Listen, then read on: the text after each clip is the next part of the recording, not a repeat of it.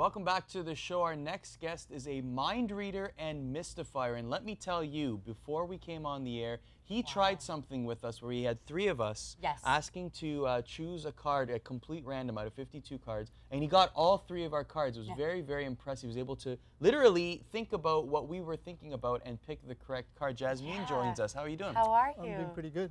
Good. So tell us a little bit about what you do. I mean, you're a mind reader and mystifier. For those out there who don't fully understand the process, maybe you can walk us through it. So mind reader, what exactly is a mind reader? That's what everyone always asks me. You know, mind reader is someone who uses his mind to create the illusion of the sixth sense. So what you're actually seeing is me using my 5 senses to create this illusion of the sixth sense. So a lot of us use our mind in every task that we do every day, but we don't actually realize that a lot, like you must have heard of this research, that we only use maybe 2% of our mind, and 98% of it actually isn't being used. So what the mind reader does is he trains his mind to actually use his 98% of the mind. So he's using a larger part of his mind as opposed to regular people. Wow. And is this something that, I mean, you're born with, or something that you are taught throughout the years? No, this is something I've taught myself over the years. So it begins with probably going to your local library and picking up books on anything, any book that can help you, psychology, mind development, anything like that along those lines. And so, and as you just keep practicing, keep trying, you'll get much better. So it's not always mind reading. You can influence people's thoughts, and I use these skills for entertainment purposes. I've performed at private parties using this, presenting a really unique form of entertainment, and also coach people in mind motivational strategies and how to get rid of phobias and fears and stuff like that. Yeah. Wow. So it could be used for good and for entertainment as well. I mean, I personally find it very entertaining. I know you do as well. It's fascinating. And so you have some things on the table. Why don't we go through an exercise right now? Yeah. In fact, while I was coming here to the studio, I was thinking about this whole Michael Jackson death thing, as you must have heard about yesterday. And if you actually think about it, why is everyone actually sad about Michael Jackson's death? If you really study the process of it, most of us probably never met. Most of the people who have probably never met this Michael Jackson figure in their lives, but yet all of us are saddened by his death. There could be a connection, perhaps, just because we listened to his music so much and he entertained us so much. Exactly, and this connection comes with this conception of a memory that we have. You know, if you had somehow disconnected yourself from this memory, all of a sudden Michael Jackson's death wouldn't sadden you. You see this in the cases of amnesia patients, for example, who one day, the next day, they have an accident, they cannot even remember the faces of their own moms. So if you were to go up to them and tell them, your mom has just passed away, they would give you this puzzled look, and that's interesting, you know?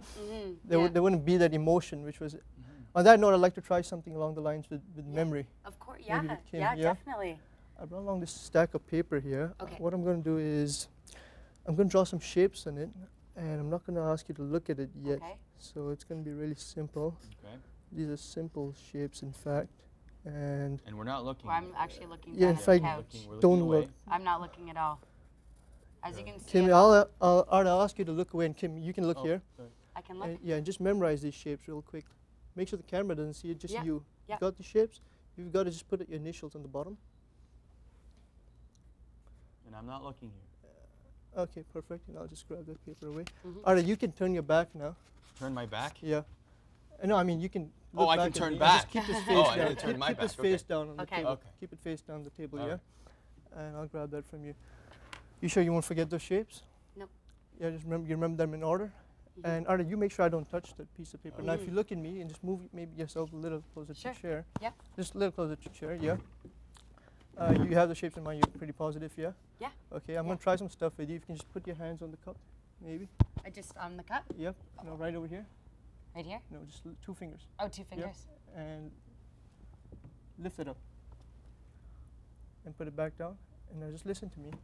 And as you listen to the sound of my voice, I want you to just train your eyes on this shape right around here. This circle. You see the Rogers TV, that circle symbol? Just focus your eyes on that symbol all the while. And squeeze the mug real tight. And as you squeeze it, you just let your mind tune into the sound of my voice as you continuously stare at it. Do not look at me at any time.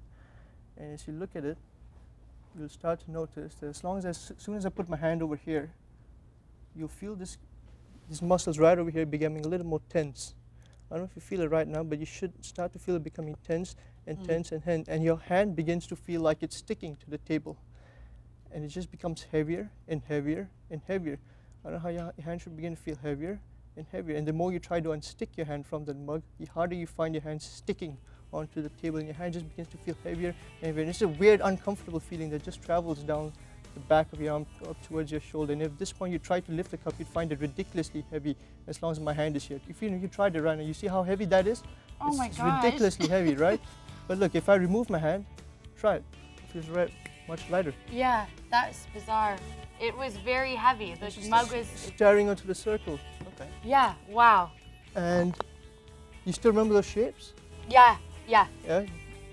We're gonna have to. We'll come out after the break. We'll test your memory after the break. After the break. Okay. Perfect.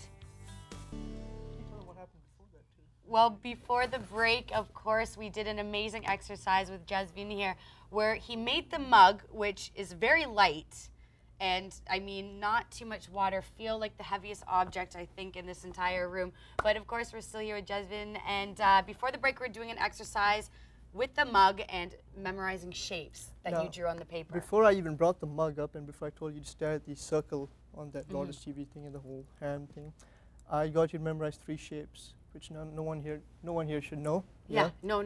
All right, not even you. In fact, you can look at it. You can look at it. Yeah. I don't look though. It's fine. Okay. I mean, don't look at it. You haven't memorized. Yeah, if you think you do. If you think you do. So I see a. Should I tell Don't people? tell anyone. Don't tell anyone. Now this is what I'm going to do. I'm going to test her memory. For each time she gets the first shape right, you give a thumbs up, say yes, and yeah. Okay. And we'll see how good you do. Okay. Kim, you ready? Yeah. Yeah.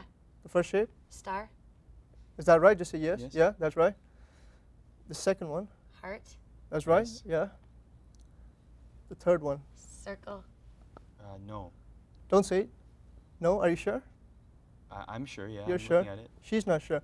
No, it's circle. Think about it again. No, it was. I'm I like. think of the Rogers TV circle, which I kept saying over and No, over I in her could mind. swear the shape was a star, heart, circle. And put your hand over mine, like that, and name another shape, anyone, besides the circle. Just let it come to head. Triangle. Not triangle, try it again. Diamond. Not a diamond. You see, right? No. No. You forgot one of the shapes. And it seems so crazy because... No, I swear to God, it was a circle, though. Like, I could put money. I was like, in my mind, I'm like, star, heart, circle. Show it to her. It was a square. And that seems, and you, right now, you would swear on anything I would it put was like, a circle. yeah, I put like 500 But if you bucks watch down. this tape again, and go back into it, you will see cues along the way that would influence how your memory was shaped throughout this experiment. Interesting. All you have to do is go back and see the tape and you will know. Is it because she was focused on the circle so much? Is that If part you go of back, it? you'll see some cues where I've thrown in certain commands, but I won't talk about it yet. When you Yeah. it'll be clear when you go back and see Interesting. it. Oh, I'm blown away. Wow. That's so weird. I want to see one more. Do you have anything else you can show us we'll like try that? something else. I got some books here. If you can tell them where Power you of got suggestion, I this tell book you. from. Yeah. Well, pretty much these books here. I mean, they've been sitting out in our lobby, and they're just sitting out there, and you've never seen these at all. I just kind of picked them up from the lobby table. Okay. So you have the brief history of nearly everything. That's actually a really good book. Oh, is and it? This one is Fading History by Dave Cook. So yeah, Jasvin asked me to go find, some novels or something, but they were just sitting out in the lobby. Yeah. That's the story behind this. Okay. Well, we'll just try something really quick here using these technical skills. If you can come close and just say stop at any point you like. Should I be looking now, or doesn't matter?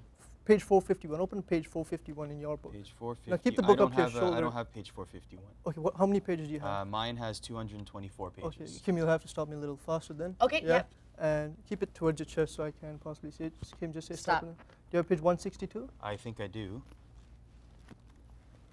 Keep it up to your chest. Make sure I don't see it. Yeah? I got it. Okay, hold it up. That's pretty fair so far? Yeah. Okay, this is a full regular page? Yes, it is. Okay, now just do this. And keep your hand out with one hand towards me, like that, yeah? And just think of this, whatever is it on this page. Read the top few lines in your mind, yeah? This is something about a building. Is there a number on the page? 10 years, building restoration, something like that? Yeah, it's something about buildings, yeah, keep thinking. Focus your mind on the page. Okay. Is there a picture? Yes, there is a picture. There's a picture somewhere at the bottom, yeah? Yes, there is. Is it a picture of a man and a lady? Yes, it is. Just keep thinking about the picture in your head. Yes, it is. Okay. Keep thinking about the picture. Just keep thinking about that picture over and over in your head. There's something weird about the picture, which is what your mind keeps going back onto. It's not a regular picture of a man and a lady, right? There's something else about that in picture? That's just that one bit of oddity in that picture that makes it odd, yeah? Is the man wearing something that makes it odd? Yes. Is it a patch on his eye? Yes. Yes? Yes, Let me see that. He's wearing it. You want me to show you? So, actually, I'll show you right there. There's There's a patch on his eye. Show the camera. Oh yeah, right there. There's the patch on his eye right there. Wow. Very interesting. Yes, and there's some words here, 10 years, and it's talking about buildings. Yes. That is bizarre.